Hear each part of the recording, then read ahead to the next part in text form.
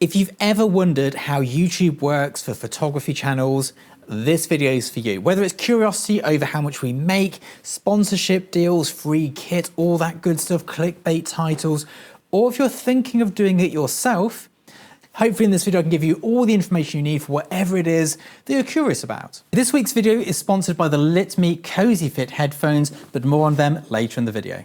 Now let's dive right into the nitty gritty. We're going to go through finances first, free kit second, and then clickbait third. We're going to cover the whole gamut, so you've got all the information you need. I see a lot of misinformation in the comments section, so hopefully this will help. I'm going to be as transparent as I can. There's some things I can't disclose, and I'll explain what and why at those points, but for the rest of it, I will. Now, first of all, elephant in the room, how much does YouTube pay me to be a YouTuber? What you're seeing on the screen now is whatever I've made in the last 365 days. I don't know the answer to that, but I do know it's such a low number, it's insignificant. Now, I have the great luxury or privilege, I don't know. I've got all of this space here. I've got a massive photo studio. I have that because my actual main job is being a commercial photographer. Without that, I'd be filming these in my house. And maybe they'd hit a bit differently, I don't know. Without me being represented by agents at large, or without me having shot for like, I don't know, Pepsi, I can't think of a single job I've done right now. Pepsi, Doritos, Johnson & Johnson, there's others. Look on the website. There's a whole website of my actual work. My actual work lives over on my main name. This is just my YouTube channel. It's an educational platform. It's my side squeeze, and I actually love doing it. I love editing the videos. I like creating the concepts, I like the titles and thumbnail work. I like all of it. I find it very enjoyable. But YouTube doesn't pay me enough, which is where the other sources of income come in. And here's, I'm gonna explain this as simply as I can because there's ways to overcomplicate it. So, free kit. This came in the post today. This is free kit. I didn't pay for it, but they also haven't paid me. And what we got here is what have we got here? Oh, it's for the GFX. It's a 100mm 2.8 tilt shift lens. Very nice. However, I don't need this. I don't need a tilt shift lens. And if I keep this, I have to pay tax on it because this is payment in kind. So if my simple mathematics brain say this costs £1,000, I need to pay the tax man £200. Or I need to sell this, which is a palaver in itself, and then pay tax on the money I make from selling it. So that's kind of cool, kind of not cool. If they sent me this and it was something I was going to buy anyway, I've got it for 200 quid, but no, it's either cost me 200 quid because I forget to sell it within the tax year, which happens a lot more than I care to admit, or I'm gonna have to eBay it and then get my money back. That's one thing that happens. We get sent kit, and the understanding is we'll give you this if you do as a video. Now, for me personally, you can see it's not a great incentive. The reason I said yes to this is because the Fujifilm tilt shift lens is so darn expensive. I wanted to see if I could find a good alternative. I have tested the previous version of this when it was still in its beta, whatever they call it, like not the final one. It was pretty good, had a few flaws. Apparently the final version fixes those flaws. So maybe there is an affordable GFX tilt shift lens. You will find out in a video at some point, but I don't get paid for that. It actually costs me money. I'd be better off to buy it from Amazon and return it. That'd be a better way to do it, but this is how we're into this. Over here, I've got a nice big light. This came from Nanolite. They sent me these, and I have to make a video because of that. And I then have to pay tax on the item if I choose to keep it or sell it. I don't do much of that sort of work unless, like this product here, there's something so interesting that I think it'd be beneficial to you, or in the case of Nanolite, I was about to buy some lights anyway, because I needed another two 500 watt lights. Then it's like, yeah, it's cheaper to do it this way, I'll do a bit of work for it, and winner, winner. Job's all good. The video for that's out soon as well, actually. But it doesn't do great. What does make this channel financially viable are our sponsors. Now, in terms of sponsors, what I tend to offer are two different packages, and I'm going to tell you the price of these and everything. You can get a sponsorship mid-roll advert, which is what's going to happen at the end of this section. You'll see one of these happen. You pay between £350 and £1,000, depending on what it is you're advertising, who it is you're advertising it to, and many other variables. And if you're a bigger YouTuber than me, if I'm undercharging massively, let me know in the comments below. I'll keep upping these prices until we hit a ceiling, but please let me know. I have no idea what the pricing is, which is why I'm sharing this, because you probably don't either. But that's what we charge, and then you get your mid-roll video. The Let Me Cozy Fit open-ear headphones offer premium stereo sound, crystal clear telephone calls, which is great for me when I'm walking the dog, an ultralight 0.23 ounce of weight, soft silicone wrap, so if like me you sleep with headphones on, you don't end up digging them into your ear, water resistant, and a 24-hour battery life for playing music, which is absolutely what we be wanting. They come in a sleek, stylish case where they can also be recharged. The units themselves are super soft and super lightweight, which I love, and they're a brilliant accessory for your day-to-day living. I get most of my use from these headphones whilst out walking my dog, as I've said, listening to podcasts, listening to music, but because they're not fully in-ear headphones, it means you can still hear your surroundings, which is a great safety feature and also good for me so I can hear other dogs coming around the corner. You can pick up your own set on the link in the description and in the pinned comment below. We also do dedicated videos, which is where the entire video is just on the product. These are much more pricey. We're still figuring out the final price. I'm not going to share it yet because I think we're undercharging massively on these at the moment. And we very rarely do them because most people who want them are shilling something which is utter junk, or it has nothing to do with this channel. However, say for example, Broncolor came along and said, can you do a dedicated video? I'd be like, absolutely. We use your lights all the time anyway. It would be a pleasure. You know, and that works for me. For our podcast sponsors, MPB, the place I do all my shopping, Fujifilm, the camera I shoot my stills on. It works nicely for me. Sometimes we get random sponsors who have nothing to do with this niche dive in, happy to do it. But what I won't do is advertise a product I've never checked. That's a personal thing. We've done a few where we've had the 50% payment up front, the products arrive, and we've gone, yeah, no, here's your money back. I don't want to be responsible for you spending money on something which is junk because I told you it was good. That is not what I'm about here. And for sure, and I've thought about this a lot, if this was my only stream of income, I can't promise you that I would have those morals. I can't. I just can't. So I understand why some people do it. I'm not saying it's right, but everyone's got to make money and you should never get between someone and their meal ticket. So for me, it's fine. My main income comes from my photography. We do 3-4 big jobs a year. We might start to do some little jobs because we've got some scales of economy coming in from another business I have. I have many businesses, if you didn't know. I don't just have the 2 of these. These are my photography is my main one. I then have 3 other things going on, and then this is my side hustle. You should have 7 streams of income at any given time, just if you're any given time, you know, and then obviously investments and everything else. But yeah, sort that stuff out. I come from a very poor background, so I know what it's like to be poor, and I do not want to be poor ever again. And some of you are probably going, well, why are you doing these YouTube videos? Well, you don't need to do this. You've got your big photo shoots. They pay the way. And you've got these other businesses we just heard about. They probably pay as well. I have no interest in driving around in a Bentley in designer clothing. You'll see I've been in this jacket in the studio forever. And even when they wear out, I get them repaired at home by my partner. But what I like to do, this morning, Teddy had a bit of an incident on the park. Someone chomped his head and he needed help. I took him to the vets. At no point in this, and it was only when I was getting ready to film this video, at no point in this whole ordeal did I ever consider the cost of getting it sorted. And that is happiness for me, might not be for you. But, you know, I drive a 25-year-old Subaru. If it breaks down, I can just walk away from it and go and get another one. There's no like, I like to live a life that means I don't have to worry about money. Now, of course, I could spend hard and still worry about money with my income, but my idea is keep everything as small as possible, loads of headroom, doesn't matter what goes on. You know, when my dad died early this year, I just took time off. I didn't give a There's no concern. Yes, we made less money. Like it's not the end of the world. So there's that. But you know, that's how the sponsorship side of things work. I went on a tangent there. We're back on track. You'll also notice, as you can probably see from the side camera here, I don't script my videos. I have an idea and we talk about it, but we'll get to that later. So we've got the ad revenue, which you all agree is peanuts. We've got the sponsorship and the free kit, which is better and sometimes worse.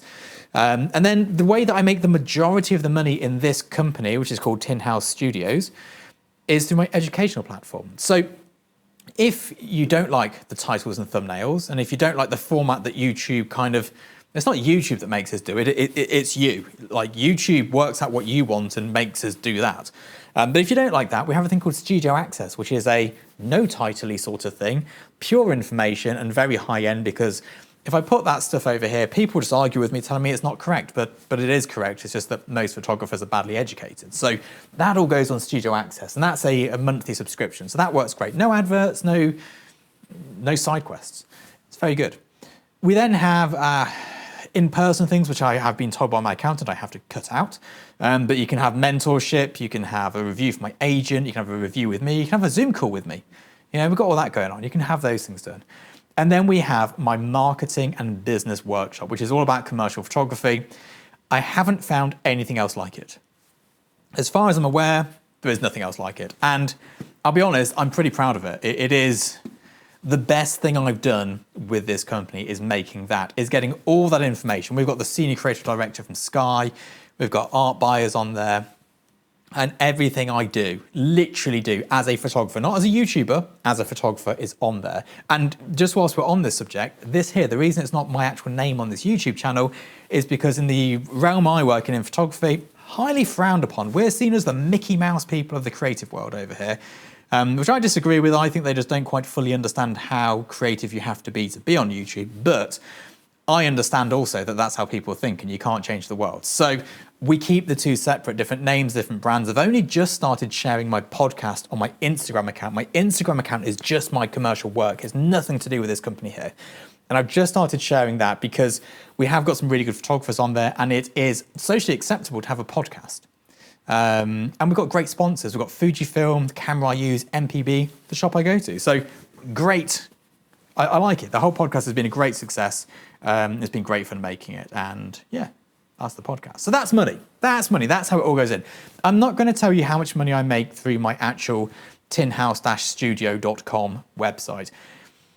I feel this is me being British now. It's a number I don't like to share.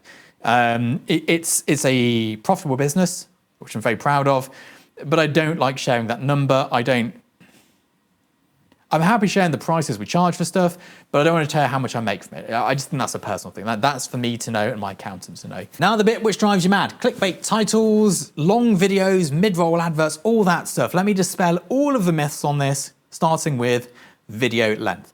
A lot of people say I ramble on for ages to make my videos longer so I make more money. There is no truth to that whatsoever. I ramble because I ramble and because I don't script anything because I'm actually quite dyslexic and scripting does not work for me. If I scripted my videos, they would be horrific. No one would enjoy that. So it's just word, dump, vomit. The outtakes are often quite funny, but maybe I should save those up and do one video of just me going completely off topic. There's a lot of tangents. If you go over 8 minutes in a YouTube video, you get to add what is called a mid-roll ad. Now, I took them all out a while ago, but I kept getting complaints that people were seeing them. Then I realized YouTube was still showing the mid-rolls. I just wasn't getting paid, so I put them back in again. The thing is, you put too many mid-rolls in, no one watches the video. You put just one in, doesn't make any money. So they're kind of pointless, but I'd rather YouTube be paying me if they're getting paid. The length of the video, as you'll see from this screenshot here, has nothing to do with how much money it makes. I have made bangingly long videos with lots of adverts in them.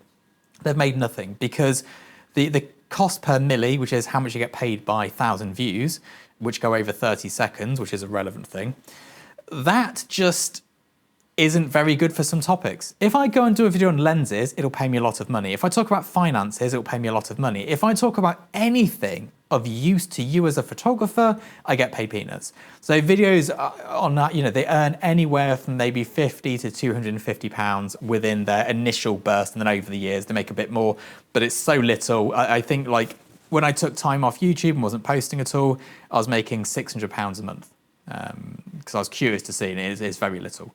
Thankfully, because of my other part of the YouTube channel, it still works as a business. We keep getting work from that as well.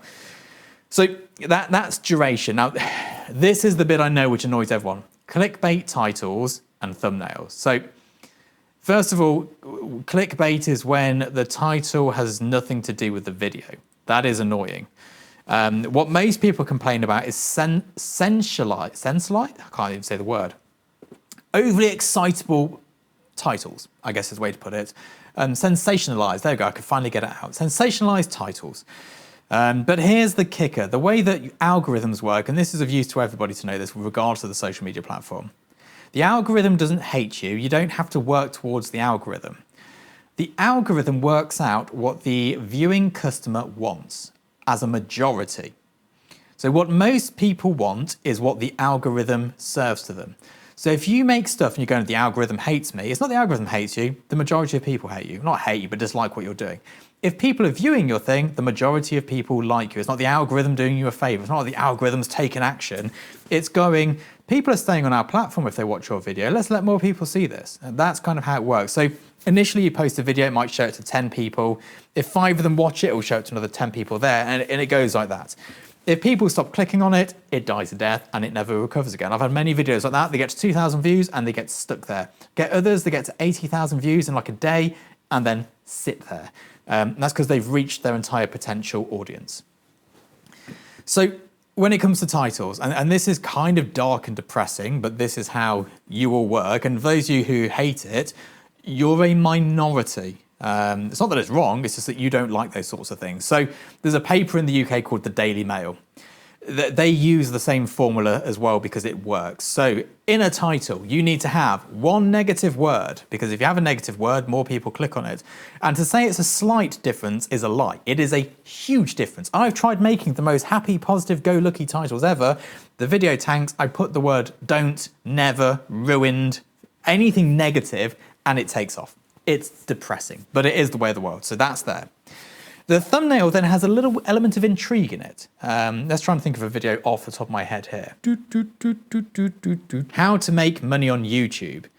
That will not do very well. So the title would be, you'll see if this has become the title of my video actually, and we spend a lot of time on these. The title will be something like, avoid this massive mistake if you want to make money on YouTube. That will get so many more clicks. And in the thumbnail, you need some intrigue. So it could be for a photography video, for example. You might think of the title, how to get sharper images. It'll get some views, but there's loads of videos like that. The one thing photographers do not understand about sharp images, okay? Now, some of you are going to ask, clickbait, wait.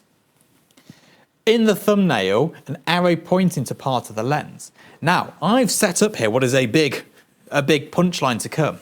I've got to deliver in the video. And this is where I think people misunderstand it. You clicking on this, getting 20 seconds in and clicking off doesn't even count as a view. You've got to make it past 30 seconds of the video. So I've got to deliver it. Having a great title like that might be brilliant, but if the content's not there, it's actually going to damage the video. If I talk to you then about the one thing you don't know about getting sharper images across the plane, and I bring in floating elements in lenses and how to utilize them, most of you won't know what that is. And there is your payoff. Now, of course, if I just went to shoot at F5 to F8, you'd be like, yeah, I knew that. That's, and click off video tanks. So clickbait is in no one's interest because it stops you watching the video for longer, which tells YouTube's algorithm that people don't like it, so don't show it to people.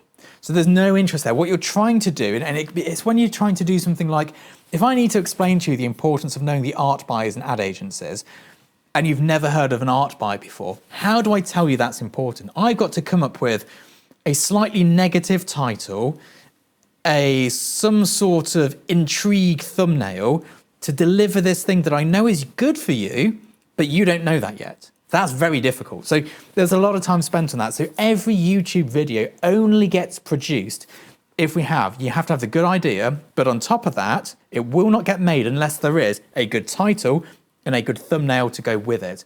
Because a good idea by itself is useless. A good title by itself is useless. It has to be the trifactor. Now, of course, sometimes we make videos like this one here. I don't expect this to do well at all. This is just me wanting to give some transparency on what I do. And that's fine. Sometimes I make videos just for me and not for you. Actually, 1 in 4 videos I make for me and not for you. And guess what? They all tank. But every now and again, I hope that maybe people are interested in what I'm interested in. The rest of the time, it is formulaic, and it's the same for anything. I wrote for F-stoppers. The title and the thumbnail matter. If they're not good, no one clicks on the article, no one clicks on the article, you don't get paid.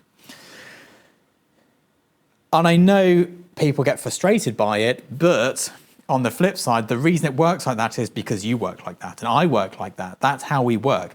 If we can't find an interest, if there's not a reason to click on it, we don't click on it. And you can't explain to somebody the reason within the video in that, it's just the way it is. So if you don't like that, head over to Studio Access. There's no titles, there's no thumbnails. It's just how to control shadows, which is this week's upload there. And it goes through every different system we use to control shadows and the pros and cons and the artistic integrity behind each one of them and, you know, how it works on set and all that good stuff. That's all in there, but you have to play the game. And the reason we have to play the game is because everyone likes the game. And I find it difficult because I hate the fact that I know that by adding a negative word to a title, people will watch it. It is depressing, but such is human nature, I guess, you know. We are where we are.